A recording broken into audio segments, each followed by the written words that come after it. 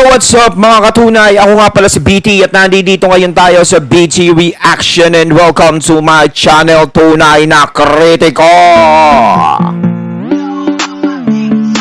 Ayan, maulang hapon sa inyong lahat. Umuulan ba sa inyong lugar ngayon mga katunay? Meron tayong panonooring video ngayon. Ito po ay nagmula sa channel ni Jake Magnus. Ayan kay Sir Jake Magnus. Sa mga hindi pa po nakakabisita sa channel ni Jake Magnus TV, bisita na po kayo mga katunay, at kung hindi pa kayo nakakapag-subscribe, subscribe na din po kayo mga katunay kay Jake Magnus TV. At syempre, huwag nyo rin po sana kalimutan na mag-subscribe dito sa channel ko sa Tunay na Kritiko sa mga hindi pa nakakapag-subscribe, and click the notification bell para maging updated po kayo sa mga reaction videos na aking ilalabas.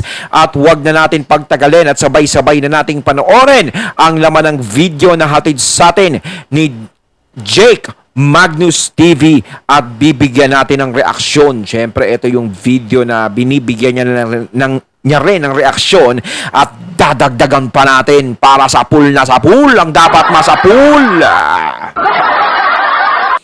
Pasok! Ako nga po pala si Jake Magnus at nandito na naman po kayo ngayon sa Jake Magnus TV at sa Facebook page Jake po Magnus natin. TV. Nandito na naman po kayo ngayon sa Jake Magnus Opinion. So ito po pag-uusapan natin mga kababayan ay yung ipinasa po ng mga kababayan natin na legit Tower Cats sa atin, na kung saan ito daw pong vlogger ng Tape Incorporated ay nag-post daw po sa kanyang wall na kung saan mga kababayan ay sa Tape Incorporated din po yung patama at parang pinahiya di umano etong Tape Incorporated dun sa post po nitong isang vlogger po nila, na kung saan makikita po natin at mapapatanong po tayo sa ating isipan kung bumaligtad na ba etong vlogger na ito sa kanyang sinusuportahan na Tape Bulaga.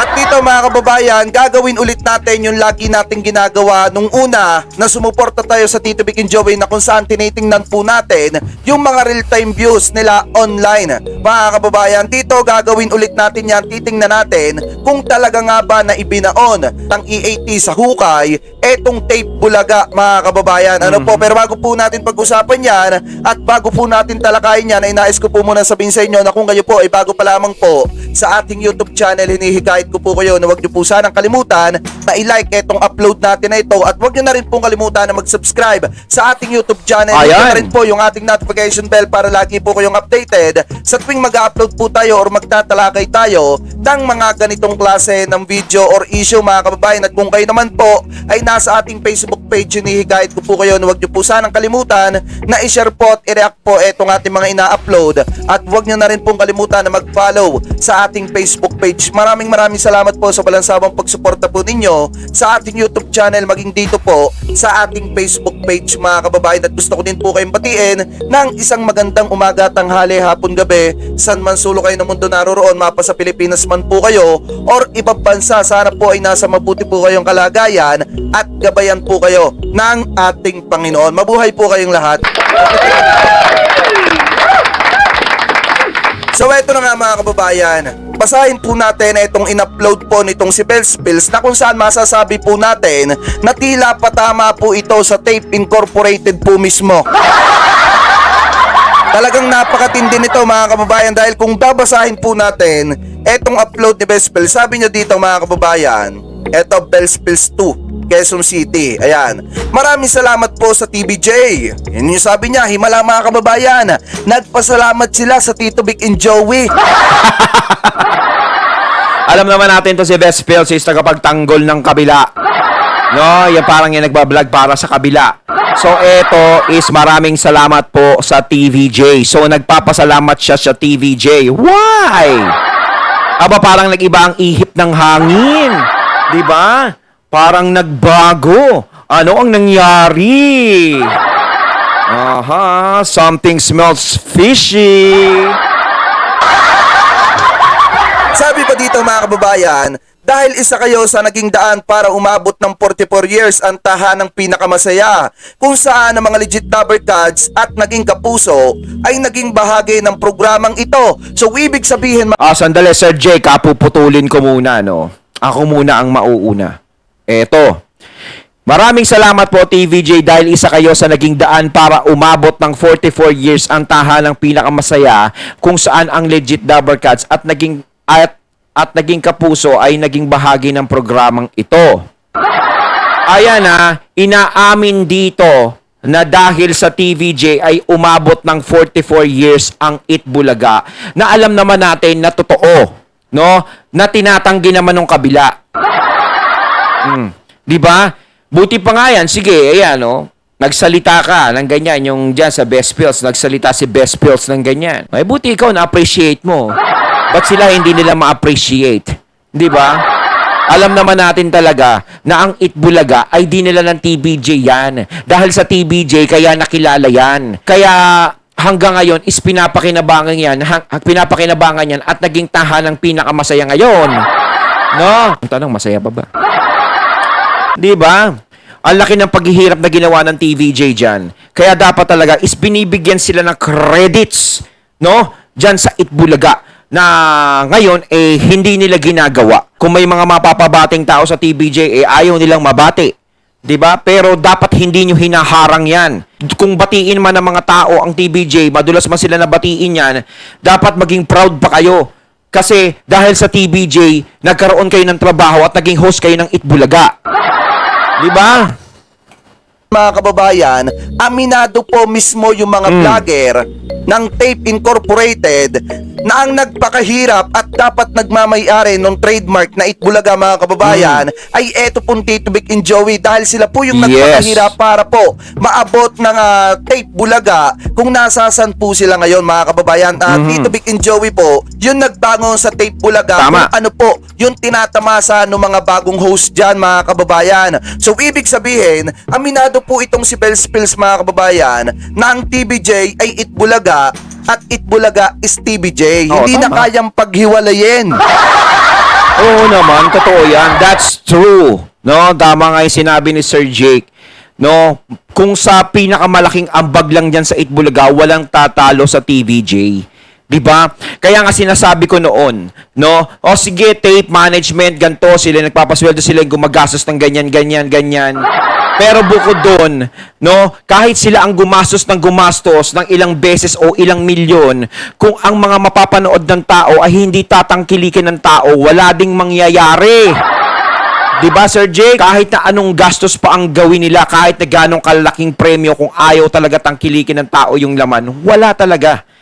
Pero ang ginawa ng mga tao is tinangkilik ang laman mismo ng programa ng Itbulaga, kaya nakilala ng nakilala dahil sa TVJ. Kaya nung umalis ang TVJ sa Itbulaga, nalaman nyo ngayon kung ano ang naging epekto sa inyo ng pagkakaalis ng TVJ dyan. Malaki talaga ang naging kawalan nila. Pati dun sa network is malaki din ang kawalan. Kahit sabihin natin na black timer sila, nagbabayad lang sila ng upa doon, is sinasabi ko dito, hindi lang yung binabayad na upa ang tinitignan natin dyan. Ang tinitignan natin dyan is yung karangalan ng GMA7. No, simula nang lumipat ang Itbulaga dyan, hindi sila bumagsak pagdating sa noontime show at ginawa ng TVJ lahat para makilala ang Itbulaga at maitaas ang channel ng GMA7. At ginawa din ng TVJ para hindi masayang kung ano ang inilalabas ng tape na puhunan para sa programa ng Itbulaga. At bumabalik yon sa tape. Hindi lang doble, baka triple pa nga. Sa madalit salita, ang mas may karapatan po sa Itbulaga trademark or yung pangalan na Itbulaga, walang iba po kung hindi etong Tito Vic and Joey. Kasi sila po yung naging dahilan kung bakit naabot ng Tape Bulaga yung 44 years anniversary, mga kababayan. Sila po yung naging dahilan kung bakit may Itbulaga po ngayon. Yes, tama. Eto, sana napapanood to ng mga taga Tape Incorporated kasi mismong yung vlogger po nila ang nagsasabi na na kung hindi dahil sa Tito Vic and Joey walang Itbulaga at hindi maaabot ng Itbulaga yung 44 years anniversary. Ano po nangyari? Ba't tila bumabaligtad na po ang inyong mga vlogger? Nagigising na siguro, nakakain na ng peanut butter. Eto naman po ay patanong naman po. Patanong naman po to kasi tila po bumabaliktad na etong mga vlogger po ng kabila at tila parang dumidikit na sa pangalan ng Tito Vic and Joey na. Bakit? Dahil putol na ba yung sahod? Buti pa sila, no, Sir Jake, may sahod, no? Pero hindi naman kami naiinggit, no?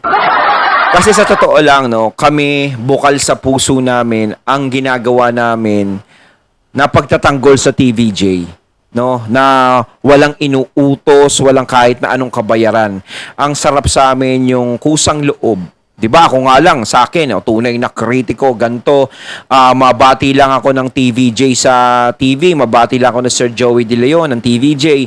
'Di ba? Masayang-masaya na ako doon na nakita nila yung ginagawa ko.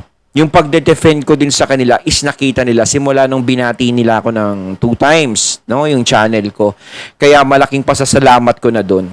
No, hindi sa pera-pera eh. 'Di ba? Ika nga, wala tayong pera-perang pinag-uusapan dito eh.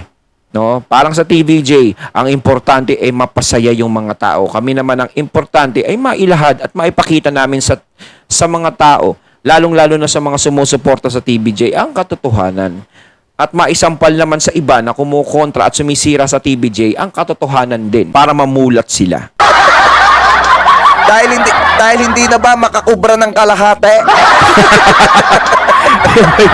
So basahin pa natin, sabi pa dito mga kababayan, isa kayo sa mga dahilan ng lahat ng tagumpay.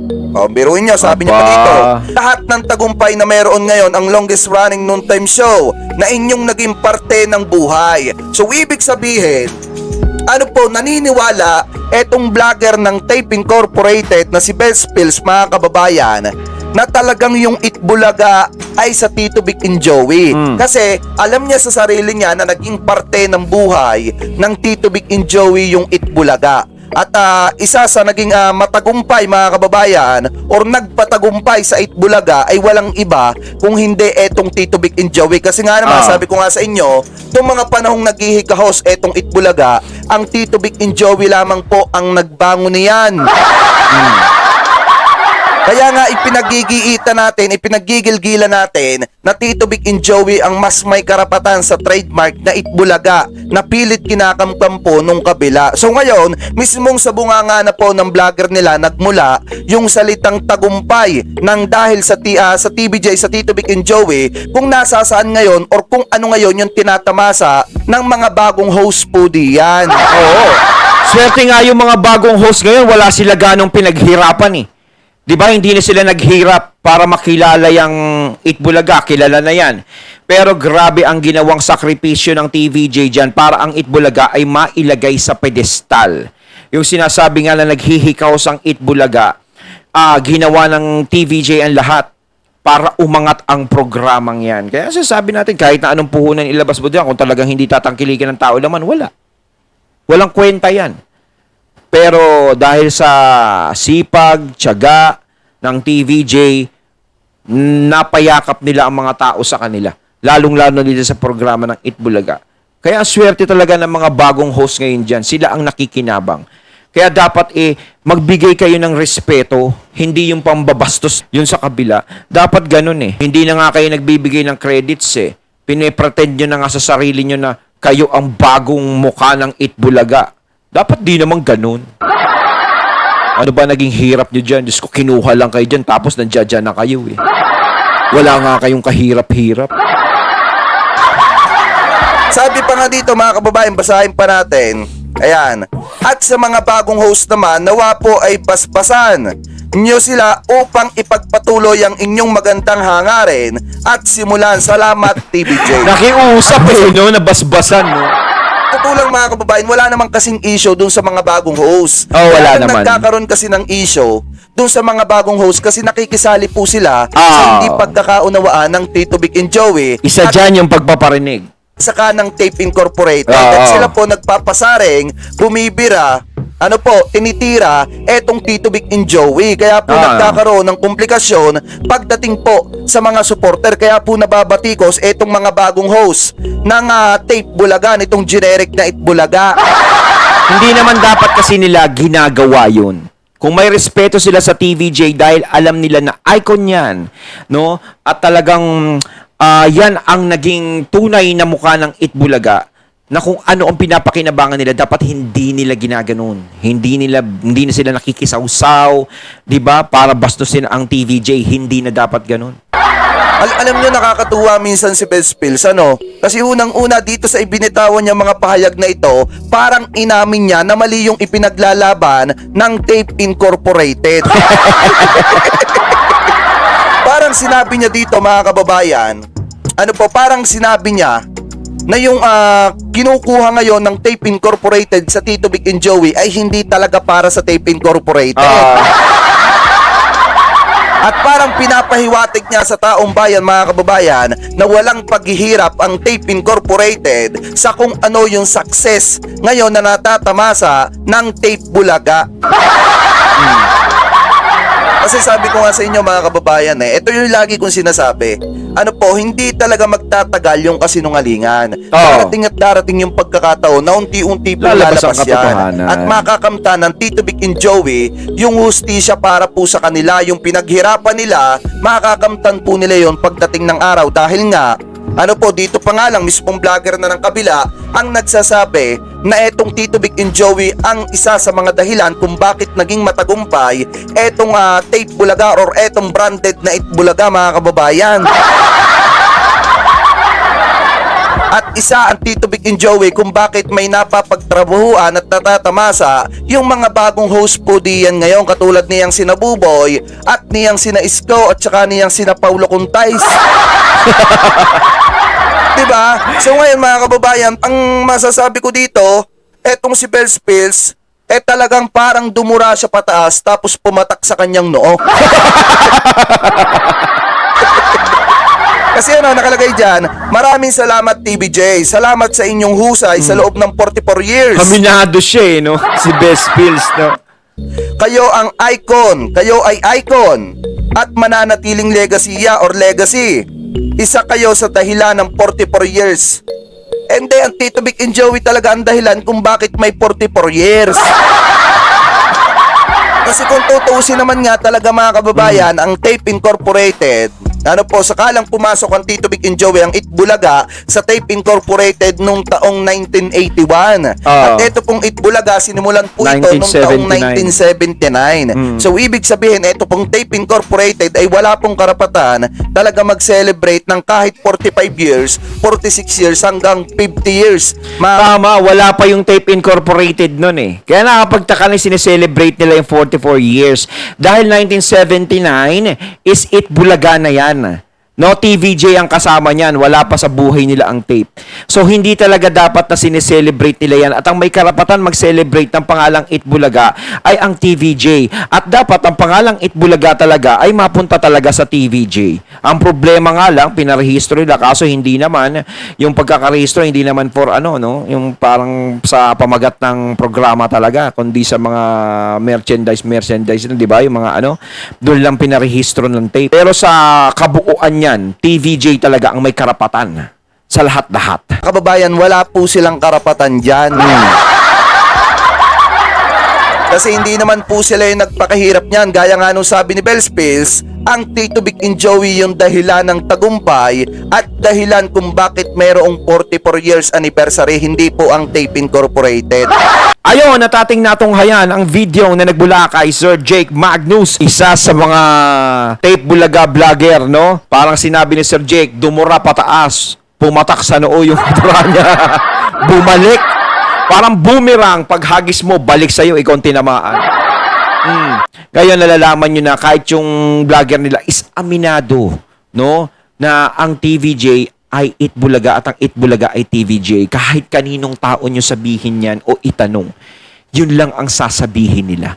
Kaya huwag kayong magpe-pretend na kayo na ang bago at yung paghingi ng basbas, hindi siguro nila basta-basta maibibigay yun. Dahil kung sila magbibigay ng basbas, sigurado kung ibibigay man nila yon kila Jose. Kayo mga katunay, ano masasabi nyo tungkol dito?